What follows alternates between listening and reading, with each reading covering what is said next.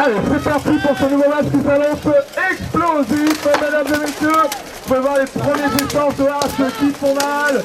On entend l'acier qui sointe, l'acier qui sonne. C'est les combattants qui sointent justement à cause de la sueur. Une première mise au sol pour les comptoirs. Un des vassaux a fini par terre. Les suivants veulent aussi... Médic de mon côté.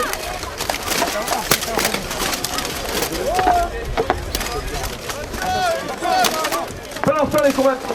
Je demanderai quand même à l'arbitre de rester vers moi.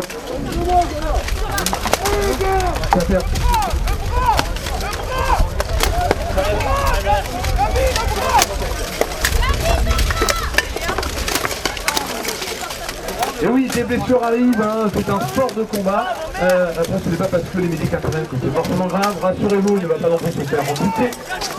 Mais bon, voilà, nos esprits, c'est qu'on se blesse.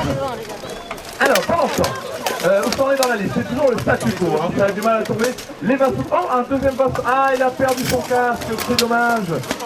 Et oui.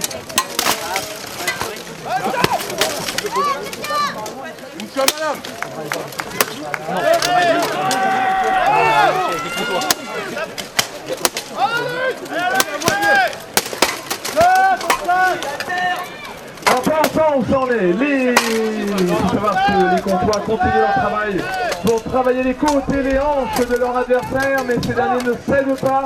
Ils tiennent bon malgré la pression, malgré la violence des coups, malgré beaucoup de choses.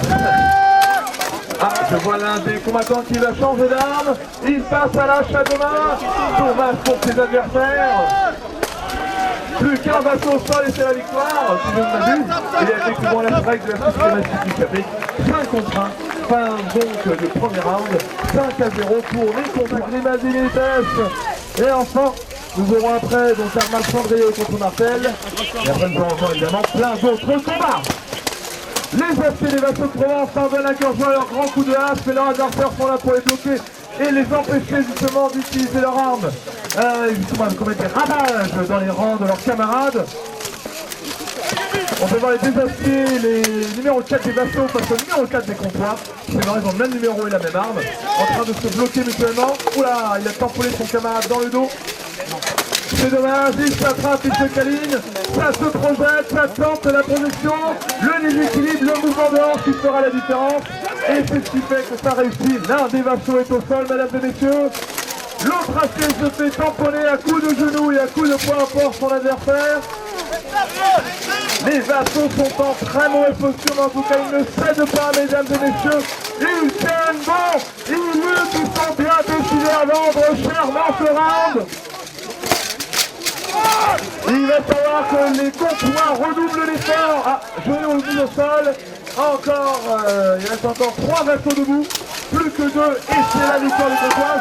Oh, il se fait tamponner dans le dos par le tank des vassaux. Maintenant les 3 sont bloqués à la liste, ils sont en mauvaise posture. Ils se font travailler les guimauves par leur adversaire. Oh là là, un comptoir est mis au sol par le numéro 5 des vassaux. Le numéro 4 a pris le hache, travail d'équipe, ça communique, ça bloque l'acier. Pendant que l'adversaire sur mon comptoir va se mettre, cherche la bonne opportunité. Le ballon de le frappe et boum, il s'embourrine dans le casque qui doit voir les étoiles. C'est très serré.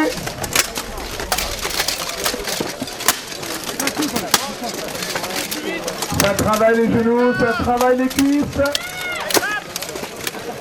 C'est vraiment âprement disputé, mesdames et messieurs. C'est incroyable de voir une telle ténacité.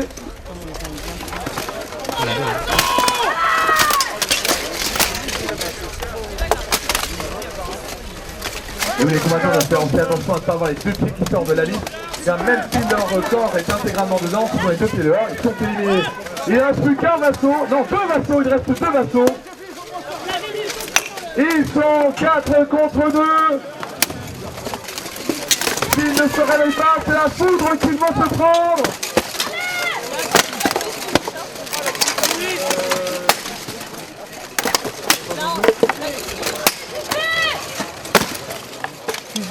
C'est très serré, hein, les combattants des vassaux de Provence peinent à lutter. Ils tiennent bon, les jambes commencent à être saisies. L'acier abat son arme. Que se passe-t-il? Je ne sais pas. Ah, un défaut d'armure. Défaut d'armure pour un combattant courtois. Ils sont 3 contre 2. Tout est possible, mesdames et messieurs. 3 contre 2. La vapeur peut se renverser. On voit un élan de fougue de la part des Vincent. Tout est réalisable. Les combattants vont devoir redoubler de hargne et de fureur pour envoyer leur adversaire au sol. Et afin de conclure au plus vite ce round. Tiens mon gars. Allez JP. C'est pas fini. Je rappelle que tous les combattants et accompagnants qui n'ont pas leur bracelet jaune, venez voir le secrétariat s'il vous plaît. C'est obligatoire pour rester dans la zone combattant. Putain, JP.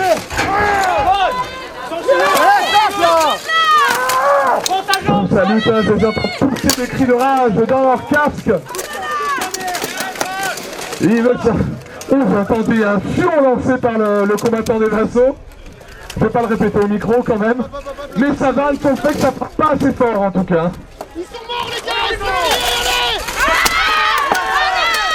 Il y a plus rien les gars, il y a plus de giro. Les combattants sont fatigués, il faut dire qu'ils commencent à faire chaud. Ils ont plus de 30 kilos d'armure sur le dos. Ce n'est pas évident. Hein. Il reste 30 secondes pour ce round. Il faut les encourager, mesdames et messieurs. Il faut tout donner pour les soutenir. Soit vous êtes pour les comptoirs, soit vous êtes pour les vassaux de Provence. Mais n'hésitez pas à donner de la voix, à clapper les mains pour les encourager, les soutenir dans cette épreuve difficile. Parce que oui, mesdames et messieurs, le premier match de la journée pour une équipe est toujours le plus compliqué avec tous les suivants.